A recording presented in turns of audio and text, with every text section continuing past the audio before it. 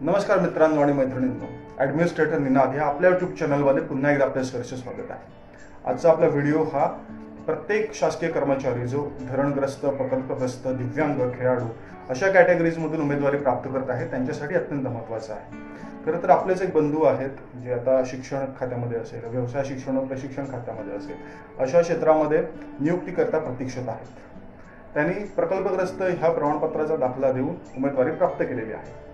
जेव्हा त्यांच्या कागदपत्रांची पडताळणी करिता MIDC महाराष्ट्र औद्योगिक विकास महामंडळ यांच्याकडे ही कागदपत्रे गेली, तेव्हा त्यांनी पहिली काही महिने हे आचारसंहिता आहे, निवडणूक आचारसंहिता आहे, त्याच्यानंतर आता माहिती घेणं चालू आहे, अशा पद्धतीने थोडासा वेळ पुढे सरकवत गेला।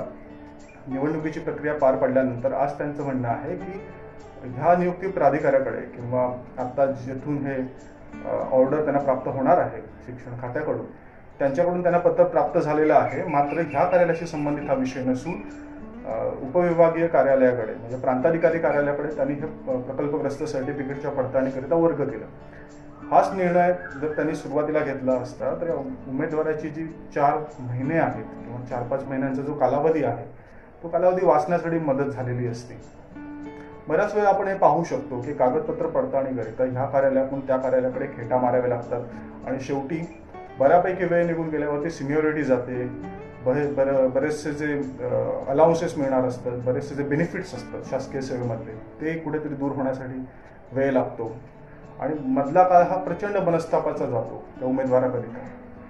ह्याकरिताच आपल्या ह्या बंधूला आज हे फेस करावं लागत आहे। भविष्यात अजून कोणाला हे फेस करावं लागू नये याकरिता आपल्या यूट्यूब चॅनलच्या माध्यमातून या व्हिडिओला आपण जास्तीत जास्त पोहोचवू, गरजू व्यक्तीपर्यंत पोहोचवू आणि त्यांच्याकरिता शासनाने सेवा हक्क कायदा असेल किंवा एखादे धोरणात्मक निर्णय असेल, जसं की MIDC कडून प्रकल्पग्रस्त प्रमाणपत्र प्राप्त होत आहे। बऱ्याच जणांच्या जमिनी ॲक्वायर करत असताना ते शासकीय प्रकल्पाकरिता ॲक्वायर करतायत, अधिग्रहण करतायत असं सांगितलं जातं। आता प्रत्यक्षात MIDC कडून ॲक्वायर केल्यावरती MIDCच्या उद्योगांमध्ये त्याला प्राधान्यक्रम मिळेल असं उत्तर त्यांच्याकडून दिलं जातं। ज्यावेळी शासकीय जमीन अधिग्रहण होते तेव्हा शासकीय प्रकल्पाकरिता होते असं सांगितलं जातं। MIDC हे एक महामंडळ आहे, शासनाचा उपक्रम आहे। त्यांच्याकरिता जॉबकरिता त्यांनी जर प्रकल्पग्रस्ताचं प्राधान्यक्रम देत आहे तर बाकीच्या शासकीय सेवांसाठी काय? बेघर झाल्यावरती किंवा भूमिहीन झाल्यावरती तो कुठल्याही शासकीय सेवांकरिता, योजनांकरिता किंवा शासकीय नोकऱ्यांकरिता अप्लाय करू शकतो। त्यासाठी तो अधिकार त्याला प्राप्त झाला पाहिजे। आज ह्या उमेदवारावरती हा प्रसंग आलाय। भविष्यात अनेक उमेदवारांना ह्या दिरंगाईचा फटका बसू शकतो। तातडीने जर निर्णयाची प्रभावी अंमलबजावणी झाली तर अनेक उमेदवारांची बहुमूल्य काळ, बहुमूल्य महिने, बहुमूल्य वर्ष वाचू शकतात। याच उद्देशाने आजचा हा व्हिडिओ आहे। या व्हिडिओला आपण शेअर करू आणि ह्याकरिता काय धोरणात्मक चळवळ उभारता येईल यासाठी जरूर प्रयत्न करू। धन्यवाद।